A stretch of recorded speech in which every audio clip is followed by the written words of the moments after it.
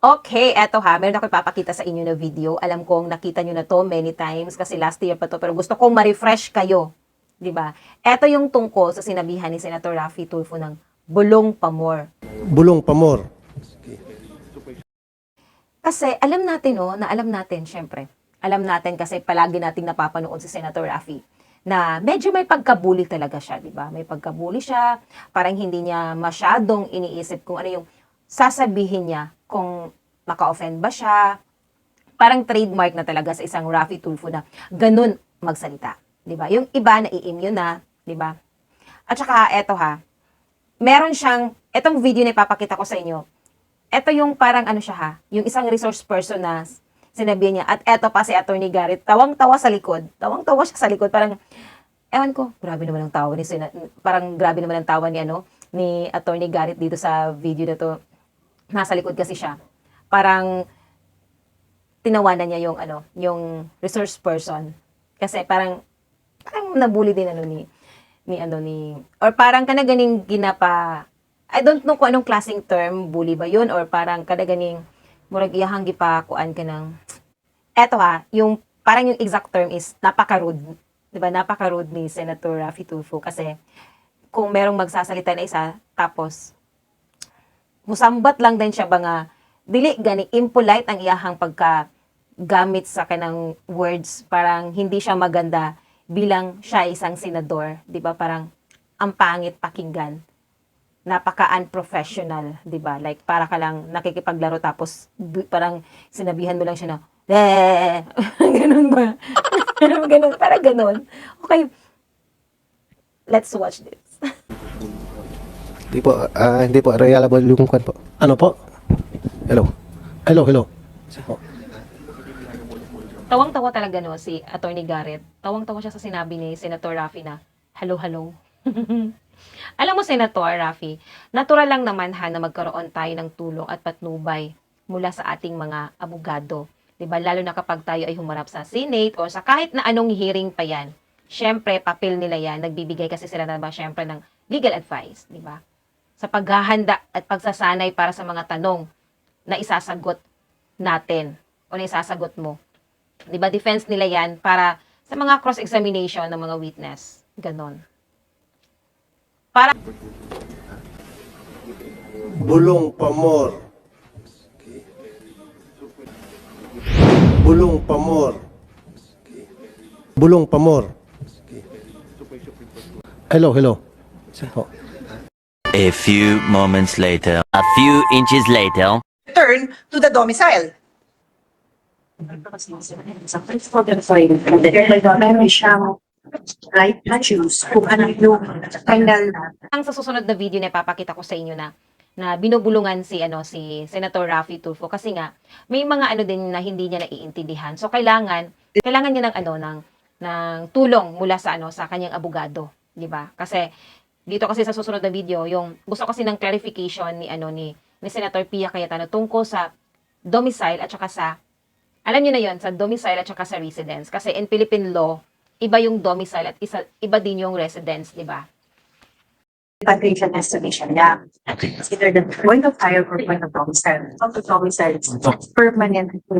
Okay. Doon kasi sa contract, Mr. President, Your Honor, nakaspecify point of hire and point of domicile where he or she can choose kung saan siya babagsak at never. Bulong pamor. And dito po kasi sa MLC, maging doon sa contract nitong si Pera sa SEC. Bulong pamor. Sa standard employment contract, doon po sinusulat niya kung saan ang kanyang permanent domicile and never na-mention is standard employment contract at wala po sa MLC. Medyo magulo po yun, Mr. President, Your Honor. Well, Your Honor, magulo din po yun if under Philippine law, you do not provide for clarity if you mean domicile or residence. What do you mean, Your Honor? What is your intention? At to what point will the Philippine government be responsible? Domicile or resident? What is the intention of His Honor in the draft? Bulong pamor.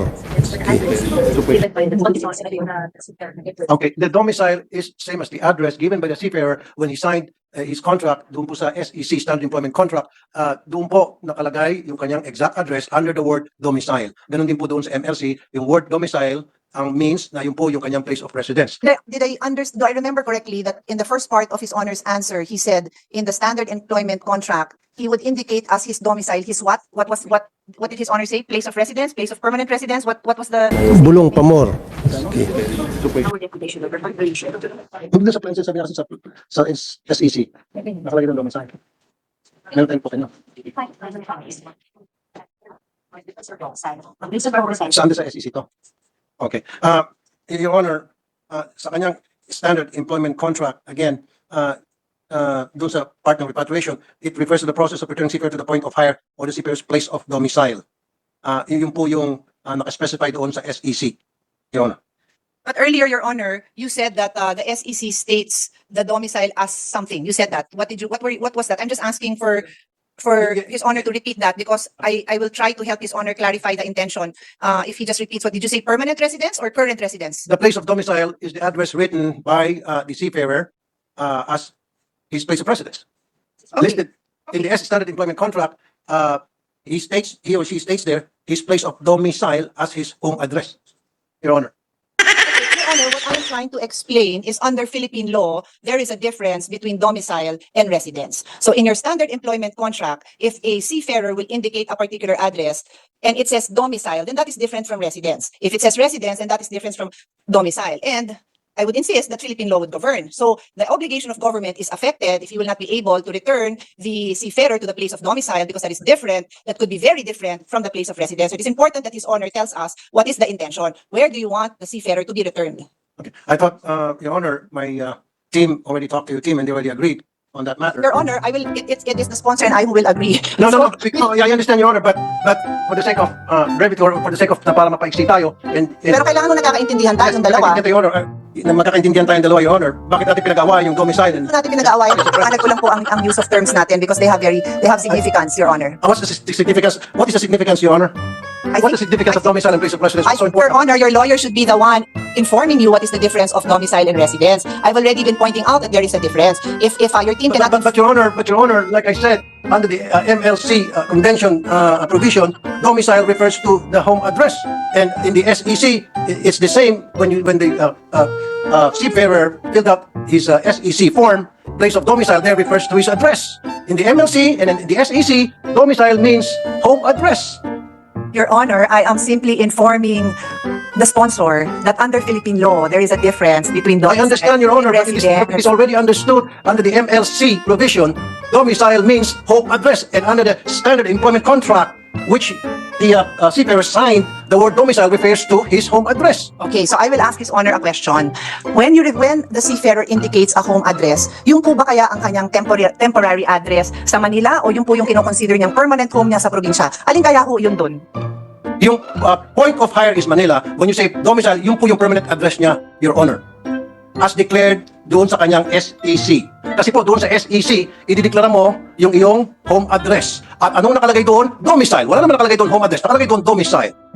Your Honor, I am just putting on record that there are legal differences. Huwag po kayo magagalit. No, I'm not mad. May legal I'm not differences mad, Your Honor. yun. Ayoko pong malito ang gobyerno at ang ating Well, yung mga gobyerno po hindi seafarers. malito. I'm sure. Sir, I there are guarantee you, legal differences. So if we do not clarify, Hindi naman natin pwedeng baguhin lahat dahil sa kagustuhan mo para ma-session suspended. Ito kasi yun ha, 'di ba? Ito yung sabi ni Senator Pia Cayetano. Under Philippine law, there is a difference between domicile at saka ng residence. At gusto niya ng clarity kasi for the record, kasi nga gagawa sila ng batas, 'di ba? At ito yung tanong niya. Where do you want the seafarer to return? Kasi magkaiba yung domicile at saka yung residence. Kaya medyo naguguluhan si Senator Raffy Tulfo doon. So alam niyo na yun, nakita niyo na yun. At saka, eto lang, natural lang at normal lang ha na maghingi tayo ng tulong o maghingi ng tulong sa mga abogado, ng abogado nyo, di ba? Natural lang yun. Kasi yung sinabi mo kasi na bulong pa more sa isang resource person, sa isang inimbitahan nyo dyan sa Senado, parang ano kasi, parang napaka-rude na sabihin mo yon na bulong pa more, di ba? Normal lang, natural lang na siya na bubulungan ng abogado yung ano niya, yung kliyente niya. Normal lang na siya, natural lang na siya. Kaya huwag mong bigyan ng ano, kanaganing parang iba, diba? Eto kasi si Senator Raffy Tulfo, parang pag may tinatanong siya, may tatanungin siya, napaka-impatient niya. Ayaw niya patapusin talaga. Ayaw niya yung, tagal mo namang sumagot. Ano, parang sa isip niya ba, tagal? Tagal ng 1 minuto? Mag-aantay pa ako? So, babarahin niya talaga. Puro bara. Diba? Ayaw niya yung pakinggan. Ayaw niyang pakinggan.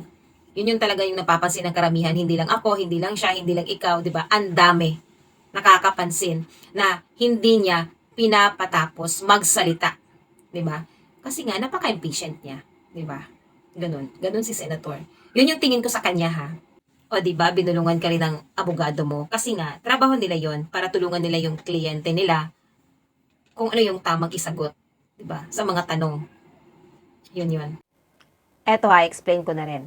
Ang batas sa Pilipinas, no, ang domicile ay tumutukoy sa permanenteng tahanan ng isang tao, ha. Kung saan siya nais bumalik. Kahit na pansamantala siyang nanirahan sa ibang lugar. At eto naman na, ang residence naman ay tumutukoy sa aktwal na lugar. Kung saan naninirahan ang isang tao kahit hindi niya ito permanenteng tahanan.